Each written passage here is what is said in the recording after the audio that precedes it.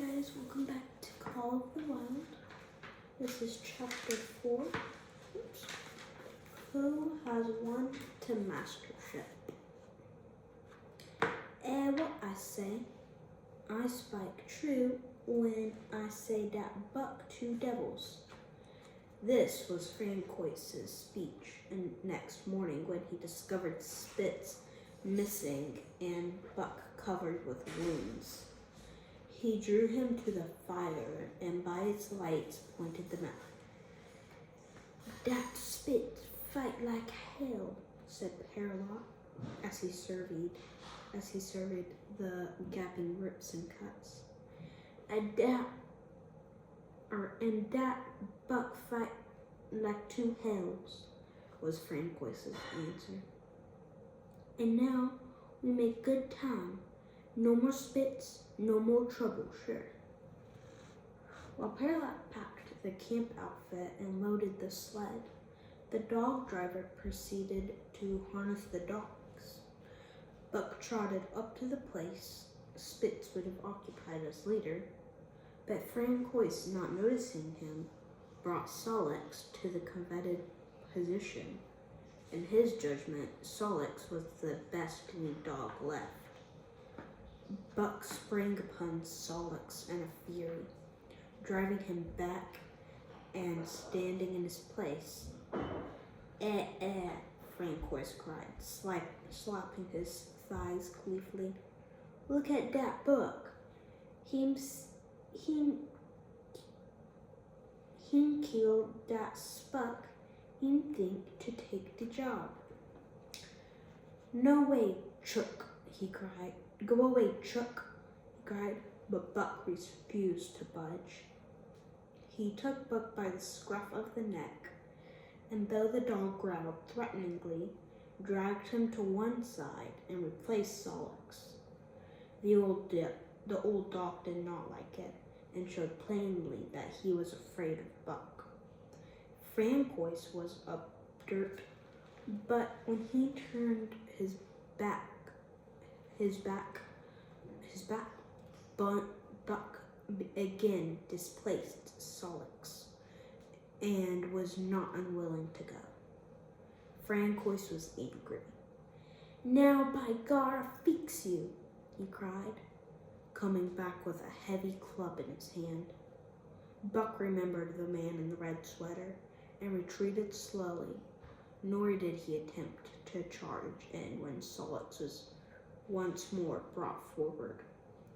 But he circled just beyond the range of the club, snarling with bitterness and rage.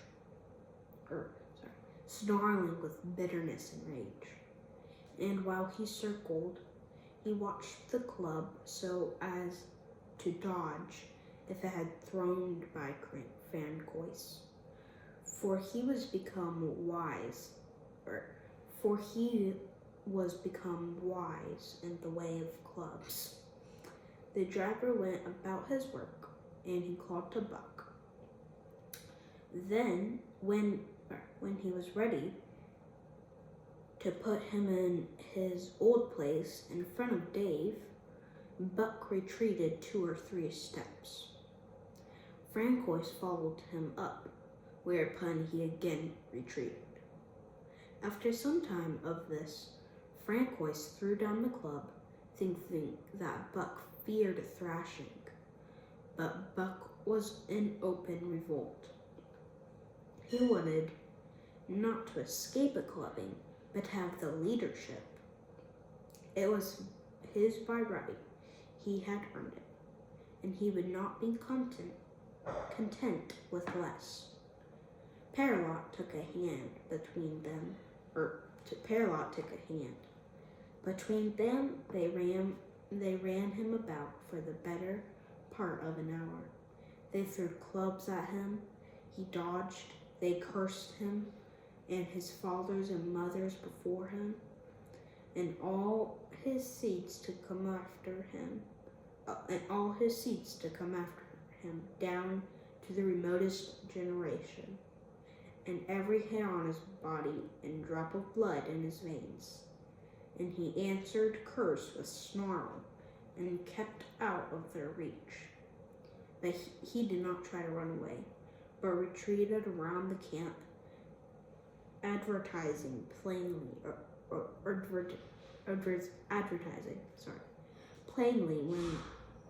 when his desire was met, he could come in and be good. Francois sat down and scratched his head. Père-Lot looked at his watch and swore. Time was flying, and they should have been on the trail an hour ago. Francois scratched his head again. He shook it and grinned sheepishly at the courier.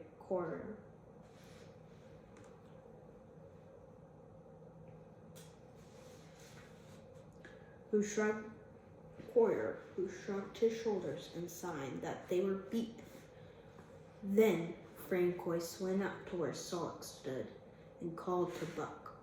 Buck laughed, as dogs laughed, yet kept his distance. Francois unfastened Solix's traces and put him back in his old place. The team stood harnessed to the sled in an unbroken line, ready for the trail. There was no place for Bucks save at the front. Once more, Francois called, and once more, Buck laughed and kept away. "Trow down the buck," Père-Lot commanded. Francois compelled, whereupon Buck trotted in, laughing triumphantly, and swung around into position at the head of the team. His traces were fastened, the sled broken out, and with both men running, they dashed out onto the river trail, highly as the dog driver had forevolved Buck. With his two devils, he found, while the day was yet young, that he had undervolved at a bound Buck took up the duties of leadership, where judgment was required, and quick thinking and quick acting. He showed himself the superior, even of Spitz, of whom Francois had never seen an equal. But it was given the law, and making his mates live up to it. That Buck excelled. Dave and Solix did not mind the change in leadership. It was none of their business. Their business was to toil mighty, and the traces so long that they were not interfered with. They did not care what happened. Billy, the good-natured, could lead for all they cared. So as long as he kept order, the rest of the team, however, had grown unruly during the last day of Spitz, and their surprise was great now that Buck proceeded to lick them into shape. Ike, who pulled at Buck's heels and who was never put an ounce more of his weight against the breastband than he was compelled to do, was swiftly and repeatedly shaken from loafing. And ere the day, the first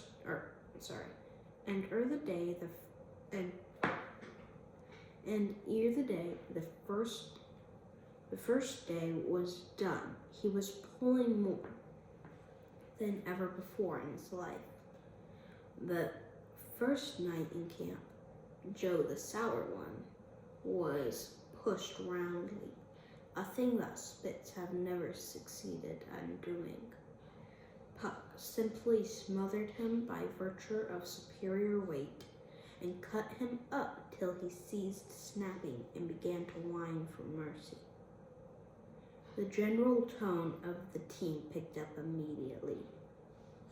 It recovered its old-time solitary, and once more the dogs leaped as one dog in the traces.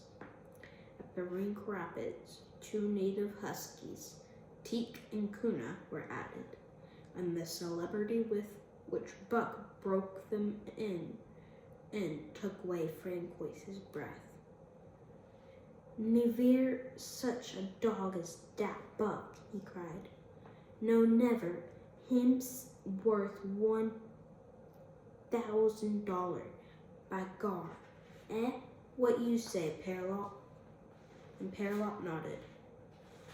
He was ahead of the record then and gaining day by day.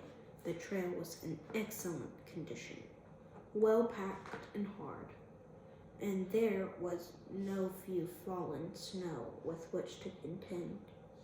It was not too cold. The temperature dropped to 50 below zero and remained there the whole trip. The men rode and ran by turn, and the dogs were kept on the jump, but infrequent stoppages.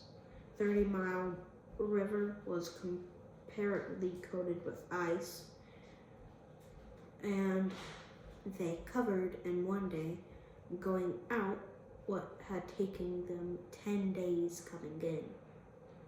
In one run, they made a 60-mile dash from the foot of Lake Lee Barge to the White Horse Rapids.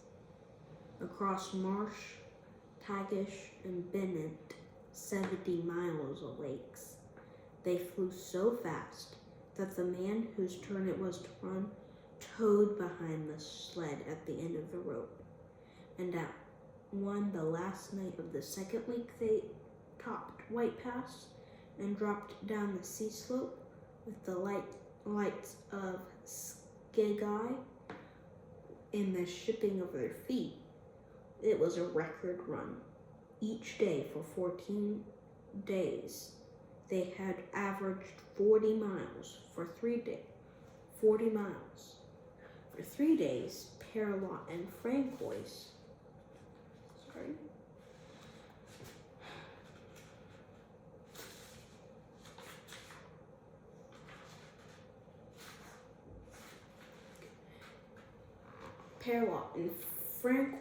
threw chests up and down the main street of Skageye,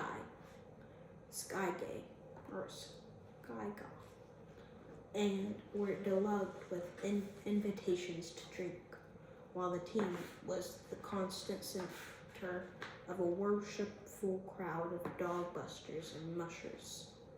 Then 3 or 4 Western batmen aspired to clean out the town, were riddled like pepper boxes for their pain, and public interest othered to idols. Next came official orders. Francois called Buck to him, threw his arms around him, wept over him, and that was the last of Francois and Pearlot. Like other men, they passed out of Buck's life for good. A Scotch half-breed took charge of him and his mates, and in company with a dozen other dog teams, he started back over the weary trail to Dawson. It was no light running now, nor record time, but heavy toll each day, with a heavy load behind, for this was the mail train, carrying word from the world to the men who sought gold under the shadow of the pool. Buck did not like it, but he bore up well to the work, taking pride in after the manner of Dave and Sol-leks, and seeing that his mates, whether they prided in or not, did their fair share. It was a monotonous life, operating with machine-like regularity. One day was very like another. At a certain time, each morning the cooks turned out. Fires were built and breakfast was eaten. Then, while some broke camp, others harnessed the dogs, and they were underway an hour or so before the darkness fell, which gave warning of dawn. At night, camp was made. Some pitched the flies, others cut firewood and pine boughs for the bed, or pine boughs for the bed, and still others carried water or ice for the cooks. Also, the dogs were fed. To them, this was one feature of the day, though it was good to loaf around. After the fish was eaten for an hour or so with other dogs, of which there were 50 and odd. There were fierce fighters among them. The 3 battles with the fiercest brought Buck to mastery, so that when he bristled and showed his teeth, they got out of his way. Best of all, perhaps he loved to lie near the fire, hind legs crouched under him, forelegs stretched out in front, head raised and eyes blinking dreamily at the flames. Sometimes he thought of Judge Miller's big house in the sun-kissed Santa Clara Valley, and of the cement swimming tank, and Isabella and the Mexican hairless, and Toots the Japanese pug. But oftener he remembered the man in the red sweater, the death of Curly, the great fight with Spitz, and the good thing he had eaten, or he would like to eat. He was not homesick. The sunland was very dim and distant, and such memories had no power over him. Far more potent were the memories of surdity that gave things he had never seen before, a seeming familiarity, the instincts, which were but the memories of his ancestors, became habits, which had lapsed in later days, and still later in him quickened and became alive again. Sometimes, as he crouched there, blinking dreamily at the flames, it seemed that the flames were of another fire, and that as he crouched by this other fire, he saw another and a different man from the half-breed cook before him. This other man was shorter of leg and longer of arm, with muscles that were stringy and knotty, rather than rounded and swelling. The hair of this man was long and matted, and his head slanted back under it from the eyes. He uttered strange sounds and seemed very much afraid of the darkness, into which he peered continually, clutching in his hand, which hung midway between knee and foot. A stick with a heavy stone made fast to the end, but he was all but naked, a ragged and fire-scorched skin hanging part way down his back. But on his body there was much hair, in some places across the chest and shoulders, and down the outside of the arms and thighs. It was matted into almost a thick fur. He did not stand but with trunk inclined forward from the hips, on legs that bent at the knees. About his body there were peculiar springiness or resiliency, almost cat-like, and a quick alertness as one who lived in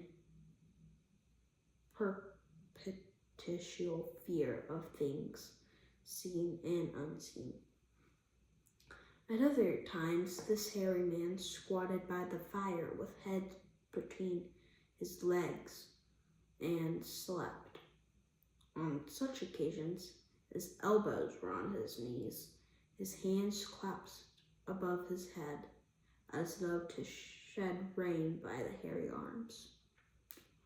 And beyond that fire, in the two circling darkness, Buck could see many gleaming coals, 2 by 2, always 2 by 2, which he knew to be the eyes of great beasts of prey.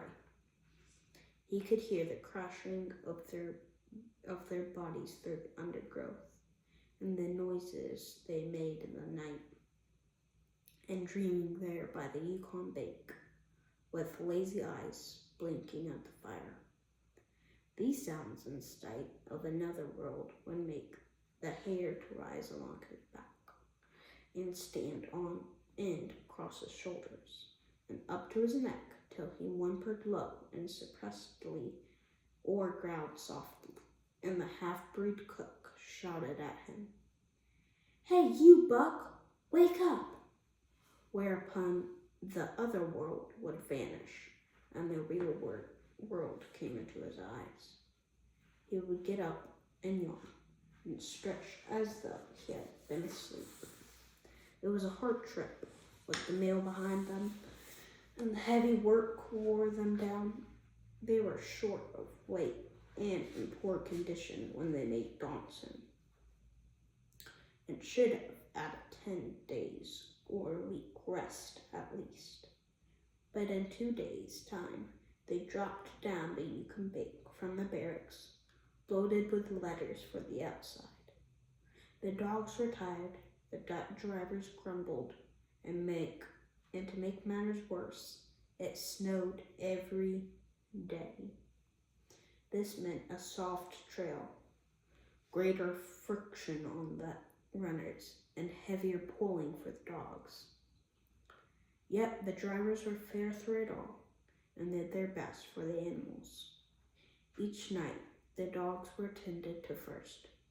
They ate before the drivers ate, and no man sought his sleeping robe till he had seen to the feet of the dogs he drove.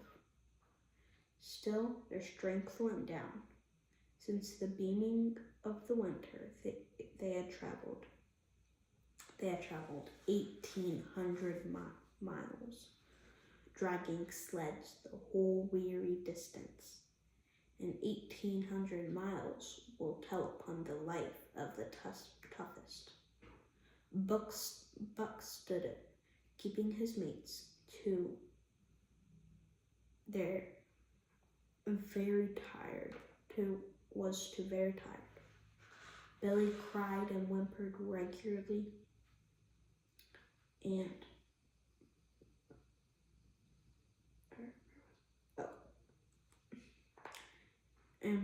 of the toughest, Buck stood it, keeping his mates up to their work and making discipline, though he was very tired.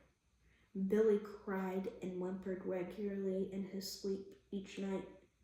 Joe was sourer than ever, and Solix was unapproachable, blind side or either side. But it was Dave who suffered most of all. Something had gone wrong with him. He became more morose and irritable, and when camp was pitched out, at once made his nest, where his driver fed him. Once out of the harness and down, he did not get on his feet again till harness up time in the morning. Sometimes in the traces when jerked by a sudden stoppage of the sled, or by straining it to start. He would cry out with pain. The driver examined him, but he could not find anything. All the drivers became interested in his case. They talked it over at mealtime and over their last pipes before going to bed. And one night they held a consultation. He was brought from his nest to the fire and was pressed and prodded till he cried out many times. Something was wrong inside, but they could locate no broken bones, could not make it out. By the time Cassiar Bar was reached, He was so weak that he was falling repeatedly in the traces.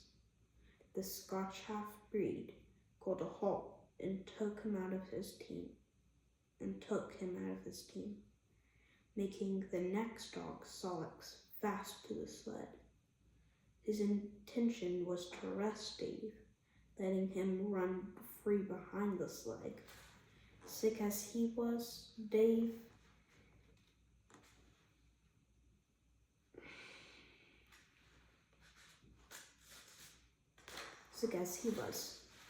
Dave resented being taken out, grunting and growling while the traces were unfastened, and whimpering broken-heartedly.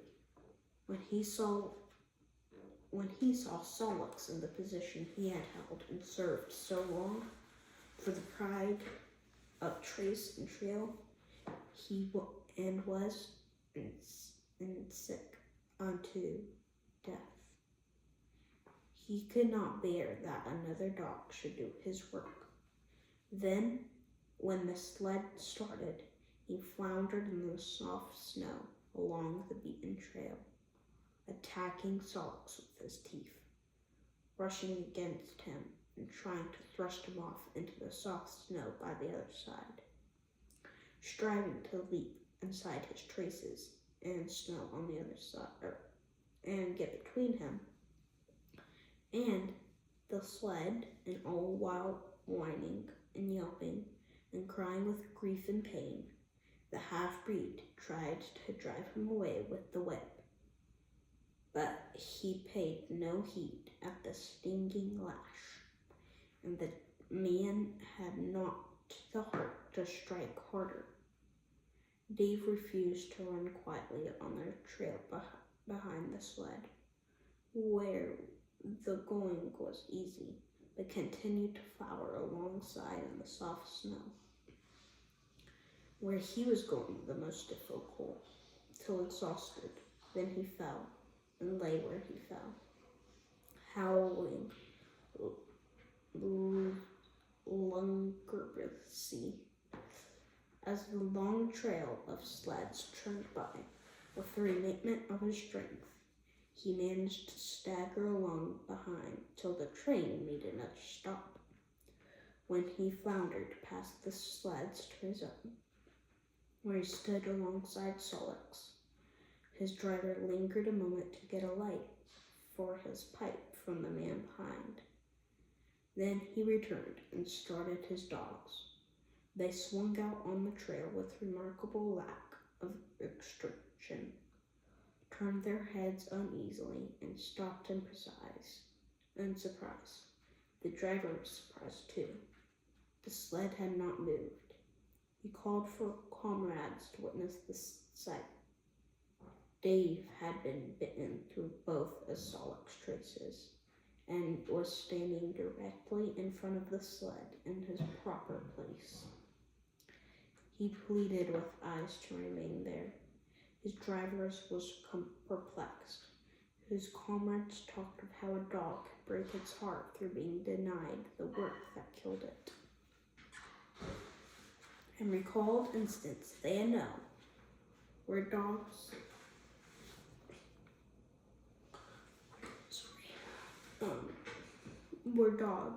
too old for the toil or injured had died because they were cut out of the traces.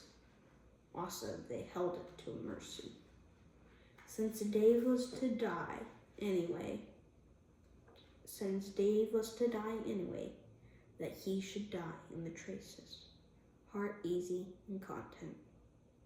So he was harnessed in again, and proudly he pulled out as of old, though more than once he cried out involuntarily from the bite of his inward hurt. Several times he fell down and was dragged in the traces, and once the sled ran upon him so that he limped thereafter on one of his hind legs, but he held out till camp was reached. When his driver made a place for him by the fire, morning found him too weak to travel. At harness-up time, he tried to crawl to his driver, By convulsive effort, he got on his feet, staggered, and fell. Then he wormed his way forward slowly toward where the harness was being put on his mates. He would advance his forelegs and drag up his body with a sort of hitching movement. Then he would advance his forelegs and hitch ahead again for a few more inches. His strength left him, and the last his mates saw of him. He lay gasping in the snow and yearning toward them, but they could hear him mournfully howling,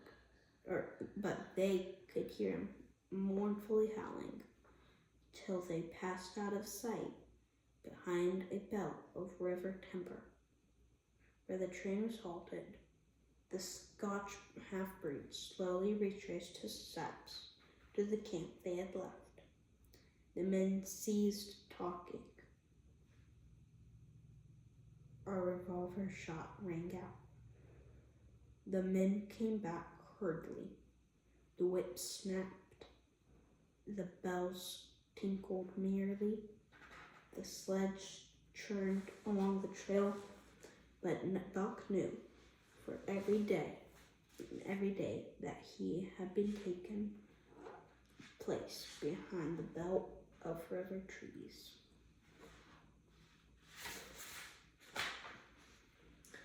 The end. I hope y'all liked the reading. I will see y'all soon. Or, well, not see y'all. Mama, I'm all done. Subscribe. What's going on so far? I haven't. You're gonna have to cut this part out.